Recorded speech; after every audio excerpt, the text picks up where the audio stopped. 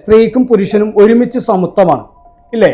ഈ കുട്ടികളെ ഇട്ടൊന്നും പോയി, അമ്മക്ക് മാത്രം അതിനകത്തൊരു ഇതില്ല, ബാധ്യതയില്ല, അച്ഛന് മാത്രം ബാധ്യതയുള്ളൂ. അപ്പം അതിനകത്ത് സമത്വം വിട്ടുപോയാൽ എല്ലാത്തിലും അംഗീകരിക്കും. പെണ്ണിന് സമത്വമാണ്, പെണ്ണിന് ആണിൻ്റെ പോലെ തന്നെ തേങ്ങമ്മ കയറാം, തെങ്ങുമ്മ കയറാം, മെറ്റമ്മ കയറാം, മറച്ചമ്മ ഒക്കെ കയറാം.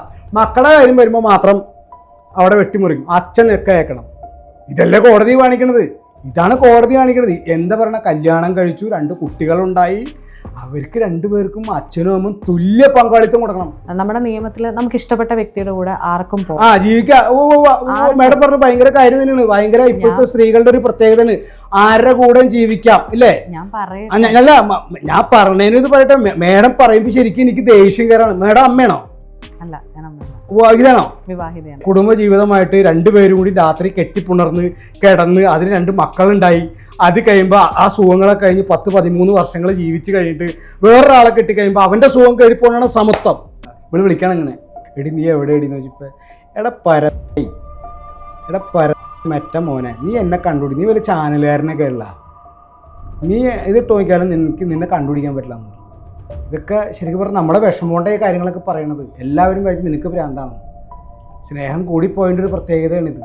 2 മക്കൾക്ക് തള്ളയില്ലാതായി പോയില്ലേ? ഇവിടെ ആരും കെട്ടാച്ചരക്കായിട്ട് അവിടെ നിന്നാളാണ്. ഈ തൊട്ടയലോകത്തെ ഒരുത്തൻ്റെ കൂടെ ഒക്കെ പോയി കഴിഞ്ഞിട്ട് വേറൊരുത്തൻ്റെ കൂടെ പോയി, വേറൊരുത്തൻ്റെ കൂടെ അവിടെ ഒരുത്തൻ്റെ കൂടെ പോയിട്ട് അവൻ പറഞ്ഞ് നിന്നെ കെട്ടണേ, എനിക്ക് നിന്റെ ചാരിത്രം എനിക്കൊന്ന് ടെസ്റ്റ് ചെയ്യണമെന്ന് പറഞ്ഞു. അതുകൂടി അവൾ ആ ബന്ധം അവസാനിപ്പിച്ചു. ഞാൻ വീണ്ടും ചോദിക്കുന്നത്, നിങ്ങൾ ആ സമയത്തൊന്നും അന്വേഷിച്ചില്ലേ എന്നാണ് ചോദിക്കുന്നത്. ഭാര്യ പോയിട്ട്, ഇപ്പം ഭാര്യ എന്നല്ല, നമ്മുടെ കൂടെയുള്ള ഒരു വ്യക്തി നമ്മളുടെ കൂട്ടത്തിൽ നിന്ന് വരാതിരിക്കുകയും എത്ര വേണ്ടെന്ന് പറഞ്ഞാലും നമ്മളൊന്ന് അന്വേഷിക്കൂലേ? പിന്നെ അന്വേഷണം നടത്തി എവിടെ നടത്തിയത്? അപ്പം ഇവള് എൻ്റെ അടുത്ത് വളരെ ഇതായിട്ട് പറഞ്ഞു, എനിക്കിപ്പോൾ നിങ്ങളോട് വരാൻ താല്പര്യമില്ല. എന്നാൽ എനിക്ക് കണ്ടുപിടിക്കണമെന്നൊരു വാശിയായി. നേരെ രാവിലെ തന്നെ 4:30 മണിക്ക് രാവിലെ എനിക്ക് നേരെ തൃശ്ശൂർ പോകും. ജയലക്ഷ്മി സണ്ണി സിൽക്സ്, ആ തൃശ്ശൂർ പരിസരത്തുള്ള കംപ്ലീറ്റ് തുണിക്കടയിലും 5 ദിവസം ഞാൻ അന്വേഷിച്ചു. അവിടെ അതെന്താ അങ്ങനെയൊക്കെ പോയി അന്വേഷിച്ചു? ഇവിടെ തുണിക്കടയിലാണ് ആദ്യം ഇവൾക്ക് നിന്നിരുന്നത്. പെരുമ്പാവൂർ തുണിക്കടയിൽ ഇവൾ നിന്നിട്ടുണ്ട്. അപ്പോൾ അതിൻ്റെ എക്സ്പീരിയൻസ് ഉള്ളതിൻ്റെ പേരിൽ ഇവള് അവിടെ ഒരു തുണിക്കടയിൽ നിൽക്കാമെന്നാണ് അറിവ് കിട്ടിയത്. പക്ഷേ ഇവള് എന്നെ പറ്റിച്ചാണത്. എന്നെ അപ്പോഴും പൊട്ടനാക്കിയില്ലേ. ചാവക്കാട് കഴിഞ്ഞ് തിരിച്ചിങ്ങോട്ട് പോകുന്ന വഴി ഉള്ള തുണിക്കടയിലെല്ലാം കയറ്റി ചേച്ചി ഇയാളെ കണ്ടിട്ടുണ്ടേച്ചി ഒരാളും അത്രയൊക്കെ ആവശ്യതയായി ചില സ്ഥലങ്ങളിൽ പോയി ഏട്ടങ്ങേറായിട്ട് ഭയങ്കര സങ്കടമായിട്ട് എന്തിനാ ദൈവം അവൾ എൻ്റെ അടുത്ത് പോയത് കണ്ടുപിടിക്കുന്ന ഭയങ്കര വാശിയായി. ഇവള് ചാവക്കാടുന്ന് തിരിച്ചു വന്ന സമയത്ത് ഒരു സ്ഥലത്ത് നിന്ന് റെസ്റ്റ് ചെയ്തപ്പോൾ ഞാൻ പറഞ്ഞിട്ട് ഞാൻ നിന്നെ അന്വേഷിക്കുന്ന ഇവള് വിളിക്കണം ഇങ്ങനെ. അപ്പോൾ ഞാൻ പറഞ്ഞു, എനിക്ക് ഭയങ്കര സന്തോഷമായി. ഇവളുടെ ഫോൺ വരെയാണ്. ഞാൻ സന്തോഷമായിട്ട് ഇവളുടെ എടി നീ എവിടെ എടിന്ന് വെച്ചപ്പോൾ, എടാ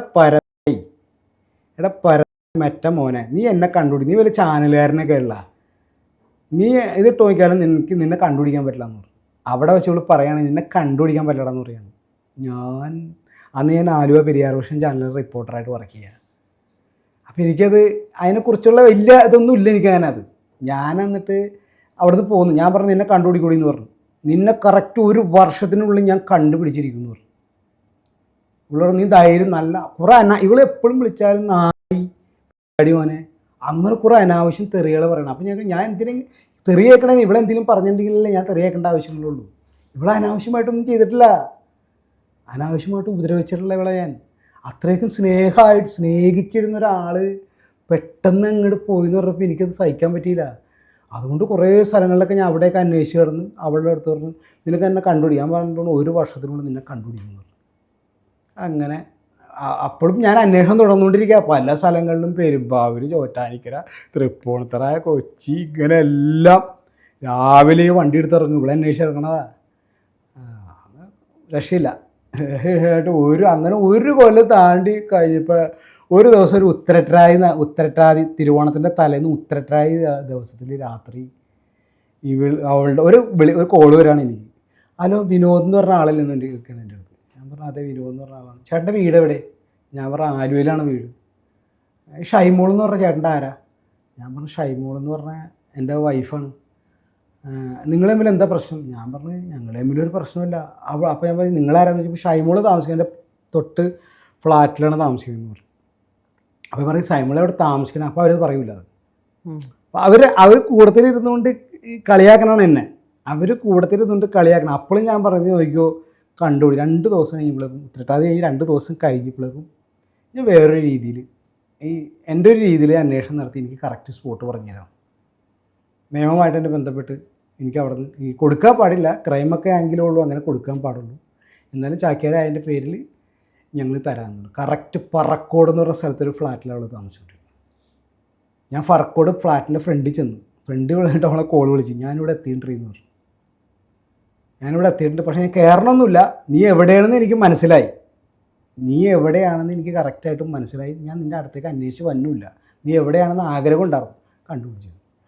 അങ്ങനെ കുറേ കാര്യങ്ങളൊക്കെ സംസാരിച്ചു. പിന്നെ ഇവിടെ എവിടെ താമസിക്കണം വെച്ചാൽ ഇവിടെ ആങ്ങളെ ഒരു ദിവസം എന്നെ വിളിക്കണം, ചേട്ടാ സോറി എന്ന് പറയുന്നത്. ഞാൻ പറയാം എന്താടാ മോനെ, അവൾ വേറെ ഒരുത്തിൻ്റെ ഒപ്പം താമസിക്കുകയാണ്. അവൻ ആരൊപ്പം പറഞ്ഞ ആളുടെ ഒപ്പമില്ല. അപ്പോൾ എനിക്ക് സംശയം, എൻ്റെ കയ്യിലിരിക്കുന്ന പേപ്പറിലെ ആളാണോ എന്ന് എനിക്കൊരു സംശയം. ഞാൻ കൊണ്ടുപോയി കാണിച്ചു കൊടുത്തു കഴിഞ്ഞപ്പോൾ ഈ ആളാണ്. ഈ ആൾ ഇവിടെ ഇവൻ്റെ വീട്ടിൽ വന്നിട്ടുണ്ട്, ഈ ഷൈമോൾ എന്ന് പറഞ്ഞ ആളുടെ വീട്ടിൽ വന്നിട്ടുണ്ട്. ഒരു ദിവസം ഞാനൊരു പ്രോഗ്രാം കഴിഞ്ഞ് എയർപോർട്ടിൻ്റെ അവിടെ നിന്ന് പ്രോഗ്രാം കഴിഞ്ഞ്, ഇവൾ പോയ സമയത്ത് തന്നെ എയർപോർട്ടിൻ്റെ അവിടെ നിന്ന് പ്രോഗ്രാം കഴിഞ്ഞ് വന്നപ്പോൾ ഞാൻ ഇവിടെ ചോദിച്ചു, നീ എവിടെയെന്ന് ചോദിച്ചു. നീ എവിടെ അല്ല സോറി അതിക്ക് മുമ്പൊരു കഥ അതിനകത്തുണ്ട്. ഇവള് പോയി കഴിഞ്ഞാൽ പിന്നെ കുറച്ച് ദിവസം കഴിഞ്ഞപ്പോഴേക്ക് ഇവള് പറഞ്ഞു നിങ്ങളെനിക്ക് കാണണമെന്ന് പറഞ്ഞു. നിങ്ങളെനിക്കും കാണണമെന്ന് പറഞ്ഞിട്ട് ആലുവ YMCയിൽ തൊട്ടപ്പുറ YMCയിൽ ഇവള് വരാണ്. ദിവസം വന്നു, ഞങ്ങൾ ഭക്ഷണമൊക്കെ മേടിച്ച് കഴിച്ചു, എല്ലാം കഴിച്ചു. അപ്പോൾ ഞാൻ വിചാരിച്ചത് മനസ്സിലായി, ഇവള് തിരിച്ചു പോകില്ല എന്ന് വിചാരിച്ചു.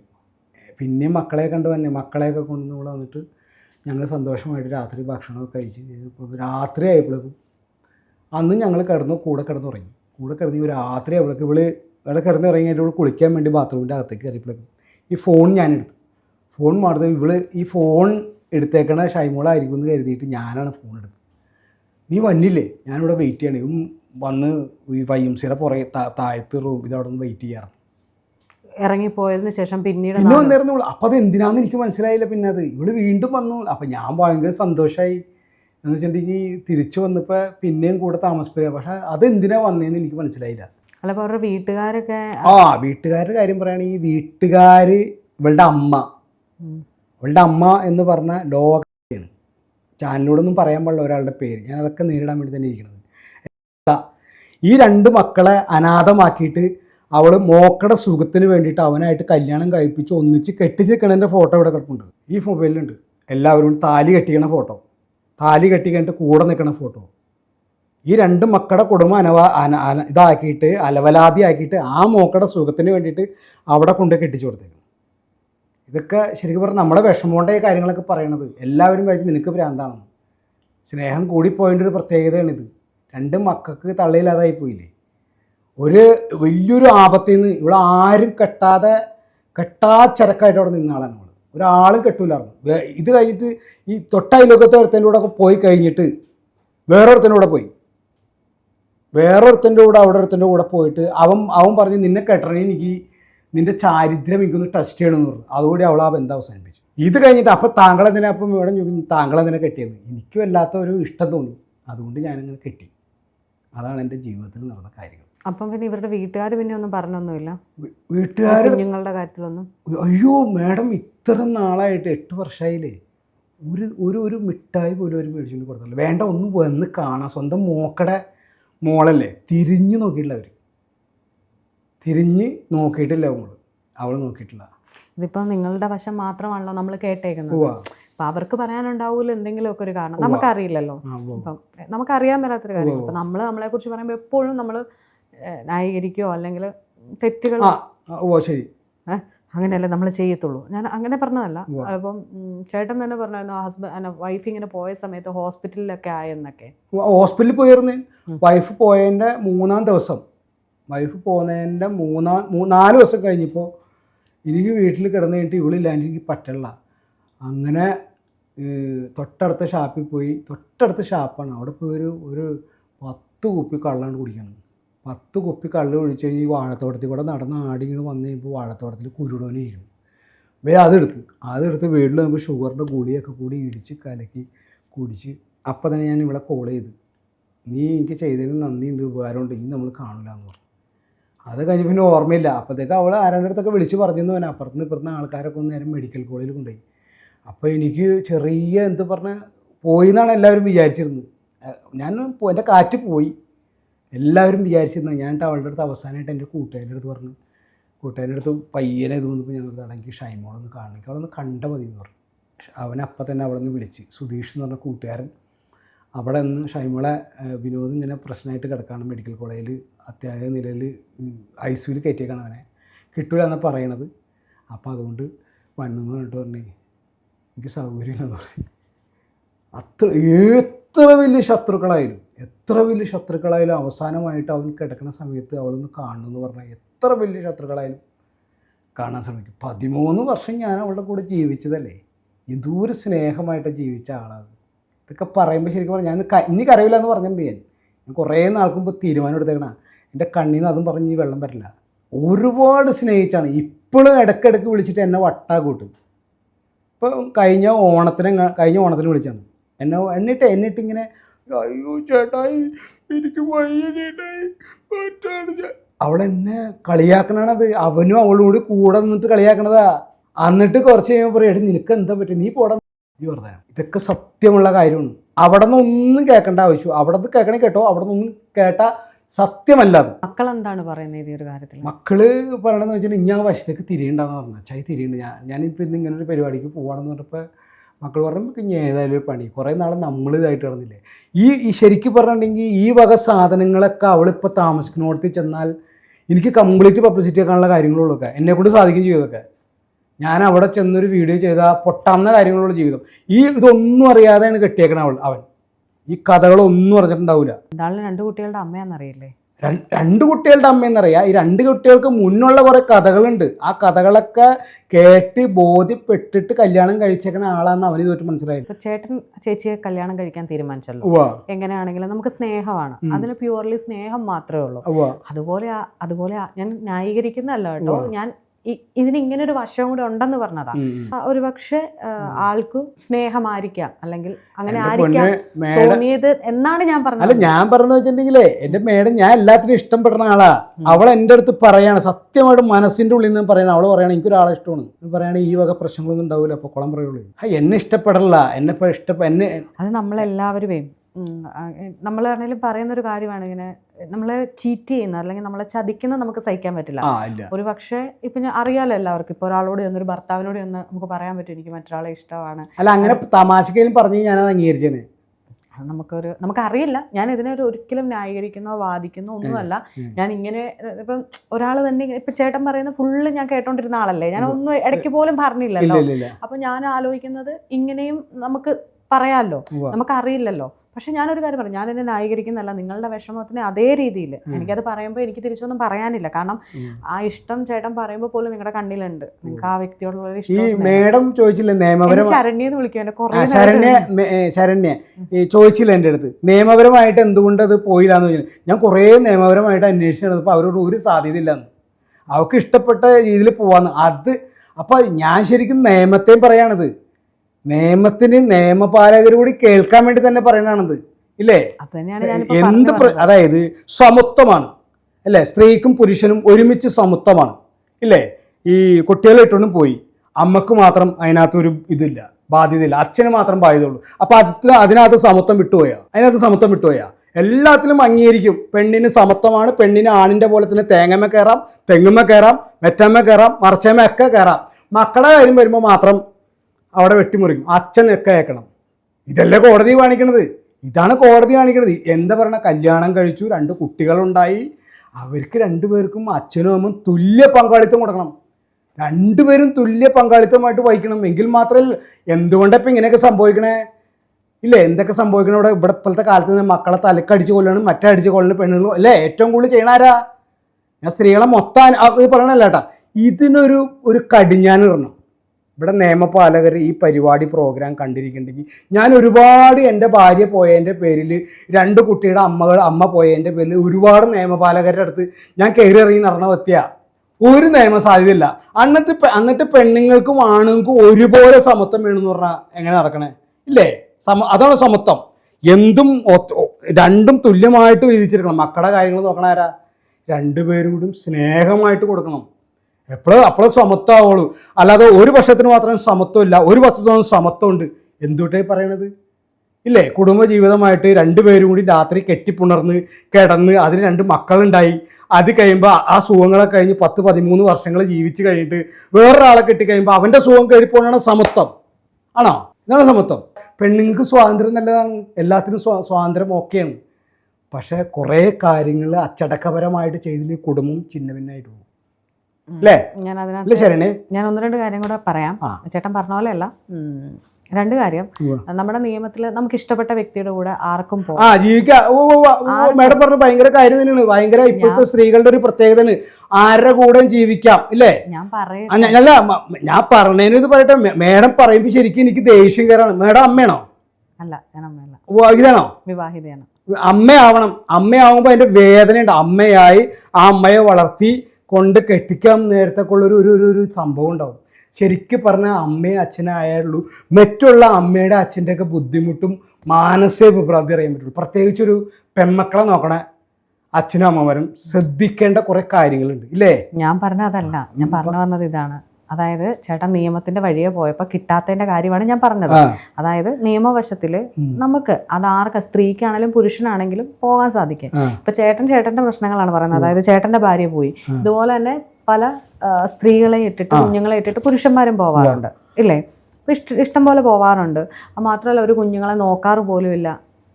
ഒരുപാട് പേരും കുഞ്ഞുങ്ങളെ നോക്കാറില്ല.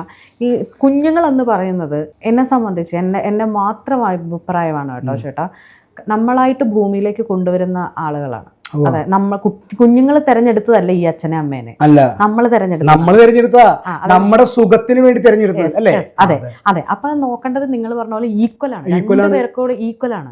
അപ്പം അതിനാണ് ഞാൻ നിങ്ങളോട് കുറെ പ്രാവശ്യം ചോദിച്ചത് നിയമവശം സ്വീകരിച്ചോ എന്ന് ചോദിക്കാൻ കാരണം, നിങ്ങൾക്ക് ഈ കുട്ടിയുടെ കസ്റ്റോഡിയനെങ്കിലും അല്ല കുട്ടികളോടെങ്കിലും ആ സ്ത്രീക്ക് ബാധ്യതയുണ്ടോ എന്ന് അറിയാനാണ് ഞാൻ ചോദിച്ചത്. ഈ കോടതിയിൽ വെച്ച് പറഞ്ഞ കാര്യങ്ങൾ കേട്ട ചങ്കടിച്ചു. എൻ്റെ മക്കളല്ല ഇത്, എനിക്ക് വേണ്ട, ഇയാക്കടെ മക്കളാണ്. അത് ഷൈമോൾ എന്ന് പറഞ്ഞ ആള് മാത്രമല്ല പറഞ്ഞത്, അവിടെ അമ്മയും പറഞ്ഞു പറഞ്ഞു ഇത് അവളുടെ മക്കളല്ല. ഇതൊക്കെ ചേട്ടൻ പറയുമ്പോഴാണല്ലോ ഞാൻ അറിയുന്നത്. നമ്മളിത് കാണുന്ന ഒരു കാഴ്ചക്കാരൻ എന്തൊക്കെ ചോദ്യങ്ങളായിരിക്കും ചോദിക്കുക, അതാണ് ഞാൻ ചോദിക്കുന്നത്. മനസ്സിലായി? ഇപ്പം ഞാൻ ചേട്ടനെ ഫസ്റ്റ് ടൈമാണ് കാണുന്നത്, കേൾക്കുന്നത്. അപ്പോൾ ചേട്ടൻ ഇത് പറയുമ്പോൾ എൻ്റെ സംശയങ്ങൾ ചിലപ്പോൾ ഇങ്ങനെ ആയിരിക്കൂലേ, ചിലപ്പോൾ ഇങ്ങനെ ആയിരിക്കും. അപ്പം ഞാനത് ചോദിക്കും.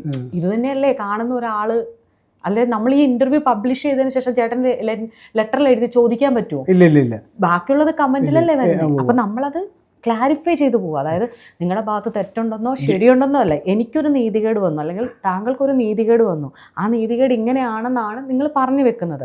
ആ നീതികേട് എങ്ങനെ സംഭവിച്ചു എന്നുള്ളതാണ് നമ്മൾ ചോദിക്കുന്നത്. ഇപ്പം ചേട്ടൻ തന്നെ എന്നോട് ഇൻ്റർവ്യൂ ചോദിച്ചപ്പം ഞാൻ പറഞ്ഞൊരു കാര്യം ഉണ്ടായിരുന്നു, ചാക്യാറെന്ന് പറഞ്ഞു കഴിഞ്ഞപ്പോൾ ഞാൻ പറഞ്ഞാൽ ചേട്ടാ നമുക്ക് പ്രോഗ്രാം അല്ലേ നമുക്ക് നോക്കാമെന്ന് പറഞ്ഞു. അതിനുശേഷമാണ് ചേട്ടൻ എന്നോട് പറയുന്നത് ഇങ്ങനെ ഒരു പ്രശ്നമുണ്ട് ശരണ്യ എന്ന് പറയുന്നത്. അപ്പം ഞാൻ ആലോചിച്ചു, ഒരുപാട് കേസുകൾ നമ്മൾ ദിനം പ്രതി പത്രത്തിൽ വായിക്കുന്നതാണ്, കേൾക്കണതാണ്. ഇറങ്ങിപ്പോയതിനു ശേഷം പിന്നീട് അതുങ്ങളെ കൊല്ലുക, സ്ത്രീകളെ കൊല്ലുക, കുടുംബം ശിഥിലമാകുന്ന കഥകൾ നമ്മൾ ഒരുപാട്, കഥകളല്ല ജീവിതങ്ങൾ നമ്മൾ ഒരുപാട് കണ്ടിട്ടുണ്ട്. നമുക്കറിയില്ല എല്ലാവരുടെയും ജീവിതം ഒരേപോലെ ആവണമെന്നോ നിൽക്കുന്നതെന്ന് നമുക്കറിയില്ല. ചേട്ടൻ അനുഭവിച്ചത് 13 വർഷം കൂടെ ജീവിക്കുകയും 8 വർഷം കുഞ്ഞുങ്ങളെ ഉപേക്ഷിച്ച് പോയിട്ട് കുഞ്ഞുങ്ങളെ നോക്കാത്ത ഒരാളെ കുറിച്ച് പറയുമ്പോൾ ശരണ്യ, അത് ആ അവസ്ഥയിൽ രാത്രിയാകുമ്പോൾ ഞങ്ങളിരുന്ന് കരയും. മനസ്സിലാവും ചേട്ടാ. ഞാൻ പൊട്ടി ഇങ്ങനെ കരയും, അയ്യോ അമ്മച്ചി എന്ന് പറഞ്ഞ് ഞാൻ പൊട്ടി കരയും. പക്ഷെ ഞാൻ കുറേ നാൾ കഴിയുമ്പോൾ ഒരു തീരുമാനം ചേർത്ത്, മിക്ക സമയങ്ങളും ഞാൻ ഈ കണ്ണട കൊണ്ടെടുക്കൂട്ടാ. ഈ കണ്ണട കൊണ്ടെടുത്തിട്ട് ഞാൻ എന്ത് ചെയ്യുമ്പോൾ ഈ കണ്ണട വെച്ചിട്ട് മറ്റുള്ളവർ സംസാരിക്കുള്ളൂ. ഇങ്ങനെയുള്ള സംഭവം എനിക്ക് പെട്ടെന്ന് സങ്കടം വന്ന ആളാണ്. ഓക്കെ, ഞാനും അങ്ങനെ വരുന്ന ഒരാളാണ്. എന്നിട്ട് പോലും ഞാനത് കേട്ടിട്ടിരുന്നത് എന്താണെന്ന് വെച്ചാൽ, ഞാൻ കുറച്ചുകൂടെ ഇതായിട്ട് കീനായിട്ട് ശ്രദ്ധിച്ചിരുന്ന ഞാൻ പറഞ്ഞു വന്ന ഇത്ര കാര്യങ്ങളുള്ളൂ. ചേട്ടൻ്റെ ഓപ്ഷനപ്പെടുമ്പോൾ ഇപ്പോൾ ചേട്ടൻ പറഞ്ഞ സമത്വം എന്നൊക്കെ പറഞ്ഞല്ലോ, ചേട്ടൻ അത് പറയുമ്പോൾ ചേട്ടൻ്റെ നീതികേടിനെ മുൻനിർത്തിയിട്ടാണ് ചേട്ടൻ അത് സംസാരിച്ചത്. ഞാൻ എൻ്റെ നീതികേടിനെ മുൻനിർത്തിയല്ല സംസാരിച്ചത്. ഇവിടെ പൊതുവായിട്ടുള്ള എല്ലാ പുരുഷന്മാരുടെയും എല്ലാ സ്ത്രീകളുടെയും ആവശ്യത്തിന് വേണ്ടി ഞാൻ ഉന്നയിച്ചാണ്. ഇങ്ങനൊരു കാര്യം അനുഭവം ഉണ്ടാകുമ്പോഴാണ് നമുക്ക് മനസ്സിലാക്കാൻ പറ്റുള്ളൂ, ഇല്ലേ? എനിക്ക് വന്ന കുറേ അനുഭവങ്ങൾ കുറേ ആൾക്കാർക്ക് പറയാൻ പറ്റാതെ തിങ്ങുമുട്ടിയിപ്പുണ്ട്. ഞാനിങ്ങനെ പറയുന്നുണ്ട്. അന്ന് നേരത്തെ ശരണ്യ എൻ്റെ അടുത്ത് ചോദിച്ചു എന്തുകൊണ്ട് അന്ന് പ്രതികരിച്ചില്ല എന്ന്. അന്ന് പ്രതികരിക്കാനുള്ള മാനസികമായിട്ടുള്ള ഓരോ ബുദ്ധിമുട്ടുകളുണ്ടായി, സാമ്പത്തികമായിട്ടുള്ള ബുദ്ധിമുട്ടുകളുണ്ടായി, ഇതിൻ്റെ പുറകെ ഇറങ്ങി നടക്കാനുള്ള ബുദ്ധിമുട്ടുകളുണ്ടായി. ഇപ്പം അതെനിക്കില്ല. ഇപ്പം ദൈവം അഹങ്കാരമല്ല, ഇപ്പം ദൈവം സഹായിച്ച് എനിക്ക് അങ്ങനത്തെ ഒരു പ്രശ്നങ്ങളില്ല. നമ്മൾ വേണ്ടാതെ പോയ ഒരാളാണ്. ഇപ്പോൾ ചേട്ടൻ അന്ന് പറഞ്ഞു ഷൈമോൾ വരൂ എന്നുള്ള കാത്തിരിപ്പിലിരുന്നു. ഇപ്പം മക്കൾക്കൊരമ്മ അല്ലെങ്കിൽ ചേട്ടനൊരു പാർട്ട്ണർ. ഇപ്പം ചേട്ടൻ ആദ്യമേ തന്നെ എന്നോട് പറഞ്ഞു ചൂടുവെള്ളത്തിൽ ചാടിയ പൂച്ച പച്ചവെള്ളം കണ്ടാലും പേടിക്കുമെന്ന് പറഞ്ഞു. ആ പേടിയാണോ ഇനി പുതിയതായിട്ട് ലൈഫിൽ ഒരാളെ, അതോ സ്ത്രീകളിലുള്ള വിശ്വാസമേ പോയോ, അതോ എന്താണ് നല്ലൊരു പാർട്ട്ണറെ കിട്ടാൻ ഇനി ട്രൈ ചെയ്യാത്തത്? ജീവിതത്തിൽ ഇനി ഒരു പെണ്ണുണ്ടാവില്ല. അതെന്താണ് അത്ര എനിക്ക് ഇഷ്ടമല്ല, എനിക്ക് താല്പര്യമില്ല. താല്പര്യമില്ലായ്മ ഈ ഒരു ആഘാതമാണോ അതോ സ്ത്രീകളോടുള്ളൊരു ദേഷ്യമാണോ? അതെ, സ്ത്രീകളുള്ള ദേഷ്യവും. ഓക്കെ, അപ്പോൾ ഞാൻ ചോദിക്കട്ടെ, നീ 2 പെൺകുട്ടികളല്ലേ? അപ്പോൾ അവരും അത് സ്ത്രീകളല്ലേ? അതിന് ചോദിക്കുന്നറിയാം, അത് ശരണേൻ്റെ അടുത്ത് ചോദിക്കുന്നറിയാം. അവിടെ ഒരു ഇത് കൊടുക്കുകയാണ്. എനിക്ക് എൻ്റെ ജീവിതത്തിൽ ഉണ്ടായ കുറേ അനുഭവം വെച്ചുകൊണ്ട് സ്ത്രീയിലൂടെയാണ് കുറേ പ്രശ്നങ്ങൾ ഉണ്ടായിരിക്കുന്നത്. അപ്പോൾ അതുകൊണ്ട് എനിക്ക് എനിക്കിഷ്ടമല്ല. ഇനിയൊരു ഇതില്ല, വിവാഹമില്ല, കുട്ടികൾക്കൊരു അമ്മ. ഇല്ല, ഇനിയൊരു ജീവിതമില്ല. ഇനി ശ്രേഷ്ഠ ജീവിതം കുറേ നാളെ കഴിയുമ്പോൾ ഞാൻ അവളോടൊരു കാര്യം പറഞ്ഞിട്ടുണ്ട്. നീ പോയി കഴിഞ്ഞാൽ ഞാൻ സന്യാസി ജീവിതത്തിലേക്ക് പോകുന്നു. അതങ്ങനെയാണ്. ഞാൻ പറഞ്ഞില്ല, പെൺകുട്ടികൾ വളർന്നു വരുവാണ്, അവർക്കൊരു അമ്മ വേണമെന്നല്ല, അവരും നാളെ ലൈഫ് അവർ ചൂസ് ചെയ്യും. ഒരു അച്ഛനും അമ്മയാവാം, അച്ഛനും അമ്മയാവാം. ഓക്കെ, നിങ്ങൾക്ക് നാളെ ഒരു പാർട്ട്ണർ വേണം തോന്നിയാലോ? എന്തിന് പാർട്ട്ണർ? ഇങ്ങനെയുള്ള പാർട്ട്ണർ കിട്ടിയിട്ട് എന്ത് കാര്യം? എല്ലാവരും ഇങ്ങനെയാണെന്ന് പറയരുത്. ഞാൻ എൻ്റെ അനുഭവം കൊണ്ട് പറയാണ്. അതെ, ഒരനുഭവമല്ലേ ഉള്ളൂ. ഇപ്പം ഞാൻ ചോദിക്കട്ടെ, ചേട്ടൻ്റെ വീടിൻ്റെ അവിടെ തന്നെ ഇപ്പോൾ ചേട്ടൻ്റെ ഫാമിലിയിൽ അനിയൻ എന്നല്ലേ പറഞ്ഞു? ചേട്ടൻ കല്യാണം കഴിച്ചിട്ട് നല്ല രീതിയിലല്ലേ കഴിയുന്നത്? ചേട്ടനില്ല, കല്യാണം കഴിച്ചില്ല. പിന്നെ ആരാ റിലേറ്റീവ്സ് ഒക്കെ കല്യാണം കഴിച്ചിട്ടില്ലേ? കല്യാണം കഴിച്ചു. ഇല്ല, പോട്ടെ, അച്ഛനും അമ്മയും കല്യാണം കഴിച്ചിട്ടല്ലേ ചേട്ടനുള്ള? അതെ. അവര് നല്ല രീതിയിലല്ലായിരുന്നോ ജീവിച്ചോണ്ടിരുന്നത്? അറ്റ്ലീസ്റ്റ് അതെ അല്ലേ? അപ്പൊ നമ്മൾക്ക് ഉണ്ടല്ലോ, ഞാൻ പറഞ്ഞ നല്ല ജീവിതങ്ങൾ ഉണ്ടല്ലോ. നമ്മൾ കാണുന്ന കണ്ണിൻ്റെയും കൂടെ എന്താ വെച്ചാൽ ചേട്ടൻ്റെ അനുഭവത്തിൻ്റെ, ഞാൻ ഇത് ഒരിക്കലും കുറ്റപ്പെടുത്തി പറഞ്ഞ പ്രേക്ഷകർ തന്നെ പഞ്ഞിക്കിടും. ഞാൻ പറഞ്ഞത് ഒരു പോസിറ്റീവ് തോട്ടൂടെ ഞാൻ പറഞ്ഞതാ. അച്ഛനും അമ്മയും നല്ല രീതിയിൽ. മാഡം, ഇതൊരു വല്ലാത്തൊരു ഫീലാണ്. അത് നിങ്ങൾക്ക് മനസ്സിലാവില്ല. നിങ്ങൾക്ക് മനസ്സിലാവെങ്കിൽ നിങ്ങളുടെ പാർട്ട്ണർ നിങ്ങളെ തേച്ചുകൊണ്ട് വേറൊരാളുടെ കൂടെ പോയി രാത്രി പാർക്കണം. അപ്പോൾ നിങ്ങൾക്ക് അതിൻ്റെ ടെൻഷനല്ല അവളുടെ കൂടെ രാത്രി കിടക്കണം, അതല്ല, ഒരു പ്രത്യേക ഒരു സ്നേഹമുണ്ട്, അത് ഉണ്ടാവില്ല. അതൊക്കെ പിന്നെ എനിക്ക് ആ പെയിൻ അറിയാൻ വേണ്ടി എൻ്റെ പാർട്ട്ണർ വേറൊരാളുടെ കൂടെ പോകേണ്ട കാര്യമൊന്നും. ഞാൻ പറഞ്ഞല്ലോ, കുറച്ച് മുന്നേ പറഞ്ഞു, ആ വേദന അറിയാൻ. ഞാൻ പറഞ്ഞില്ല, ചേട്ടൻ പറയുമ്പോൾ ആ പെയിൻ എനിക്കറിയാം.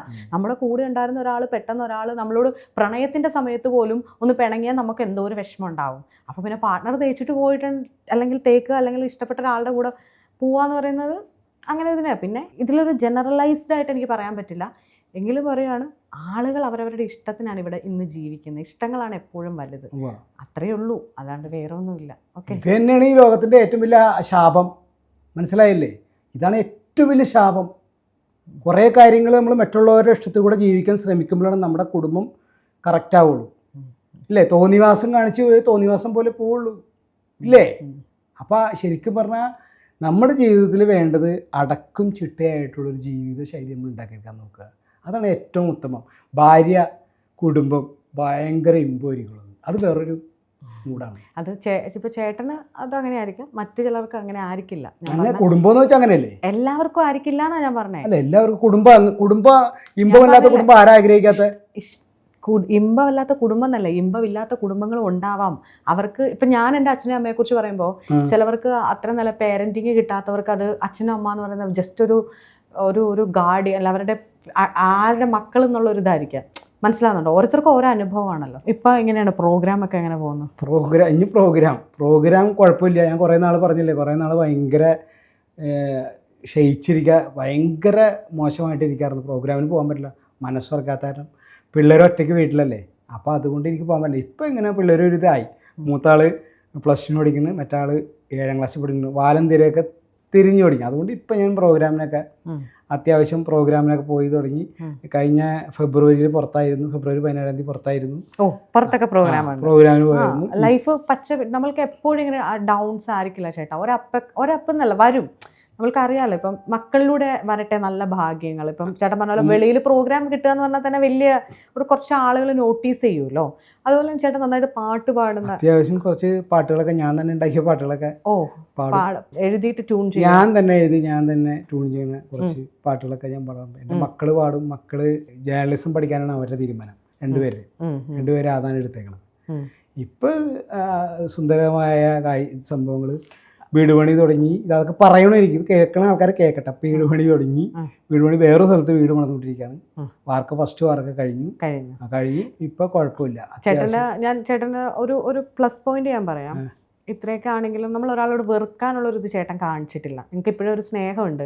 നമ്മൾ ഒരാളെ വ്യക്തികളിലുള്ള വെറുപ്പ് നമ്മുടെ ഉള്ളിൽ വെച്ചാൽ നമ്മളും കൂടെ നശിക്കുമെന്നാണ് പറയുന്നത്. അതായത് ഒരു ചീഞ്ഞ പഴം അതിൻ്റെ കൂടയിൽ വെച്ചാൽ മറ്റുള്ള പഴവും ചീയുമെന്ന് പറയുന്ന പോലെ എന്താണെങ്കിലും നമുക്കറിയാം അതൊരു പെയിൻഫുൾ ആണ്. നമുക്ക് ഒരിക്കലും ചേട്ടൻ ഇപ്പോൾ പറഞ്ഞ പോലെ എൻ്റെ അടുത്ത് വന്നൊരു അരമണിക്കൂർ വന്ന് കഥ പറഞ്ഞാൽ പോലും ചേട്ടൻ്റെ പെയിൻ എനിക്ക് അത്രയും ഫീൽ ചെയ്യണമെന്നില്ല.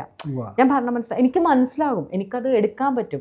പിന്നെ ഒരമ്മയാവണമെന്നോ ഇതാവണമെന്നൊന്നും ഇല്ല ഒരാളുടെ പെയിൻ അറിയാൻ. എനിക്കിപ്പോൾ ഞാൻ പ്രസവിക്കാത്തതുകൊണ്ട് പ്രസവ വേദന എനിക്കറിയില്ലെന്നേ ഉള്ളൂ. പക്ഷെ ഒരാളുടെ പെയിൻ അറിയാൻ എനിക്ക് വേറെ ഒന്നും വേണ്ട. കാരണം അവർ പറയുന്നതിൽ ഒരു ഞാൻ പറഞ്ഞില്ലേ, ചില കാര്യങ്ങൾ പറയുമ്പോൾ ഞാനങ്ങ് ഇല്ലാണ്ടാവാറുണ്ട്.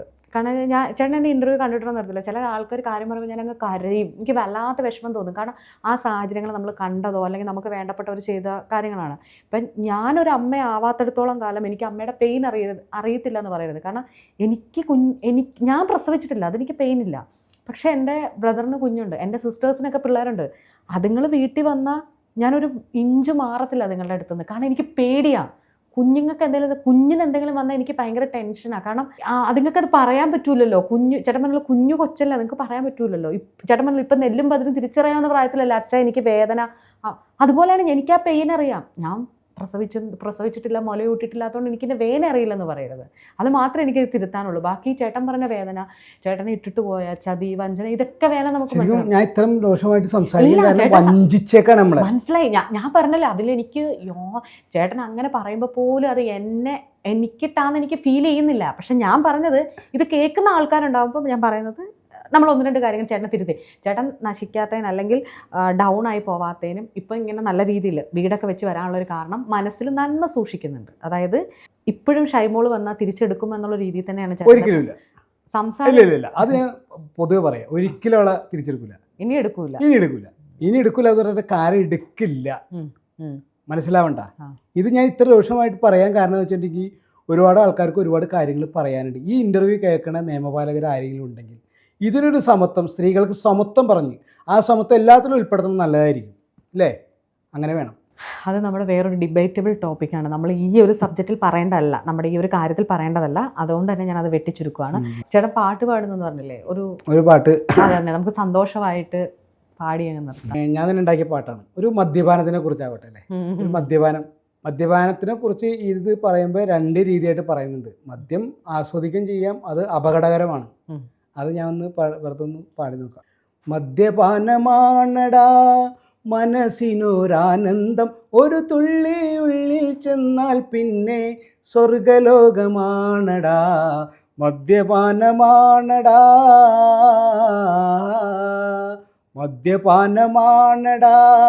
മനസ്സിനൊരാനന്ദം, ഒരു തുള്ളി ഉള്ളിൽ ചെന്നാൽ പിന്നെ സ്വർഗമാണ് മോളെ, സ്വർഗലോകമാണടാ. കെട്ടിയ പെണ്ണിനൊട്ടിയ വയറുമ വീട് പുലർത്തുമ്പോൾ അവളുടെ കെട്ടുതാലി വരെ പൊട്ടിച്ചെടുത്തു ഷാപ്പ് പുലർത്തും ആണുങ്ങൾ. മദ്യപാനമാണടാ അളിയാ, നമ്മുടെ ഷാപ്പുകളിൽ പല മാജിക്കു കള്ളുകളുണ്ടല്ലോ. കുഞ്ചിയൊടിക്കും കൂനൊടിക്കും ഇങ്ങനെ പല മാജിക്ക്. മദ്യപാനമാണ് മോളെ മനസ്സിനൊരാനന്ദം, ഒരു തുള്ളി ഉള്ളിൽ ചെന്നാൽ പിന്നെ സ്വർഗലോകമാണടാ.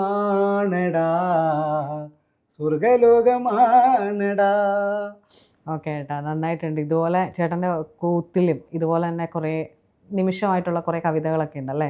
ഒരുപാടുണ്ട്. എന്താണെങ്കിലും ഇനി നല്ല നല്ല പ്രോഗ്രാം കിട്ടട്ടെ, വിദേശങ്ങളിൽ നന്നായിട്ട് പ്രോഗ്രാമുകൾ ചെയ്യട്ടെ. വീടിൻ്റെ പണിയൊക്കെ പാലുകാശിലൊക്കെ നമ്മളെ വിളിക്കണം. കഴിഞ്ഞത് കഴിഞ്ഞു എന്ന് ഞാൻ പറയുന്നില്ല, കഴിഞ്ഞതിലെ വേവ് നമ്മളെ മുന്നോട്ട് പോകാൻ പ്രാപ്തനാക്കുന്നുണ്ട്. ആ വേവിൽ മുങ്ങി താഴാതെ പിള്ളേർക്ക് നല്ലൊരു അച്ഛനായിട്ട് തന്നെ അമ്മയായിട്ട് ഇരിക്കുക. Thank you.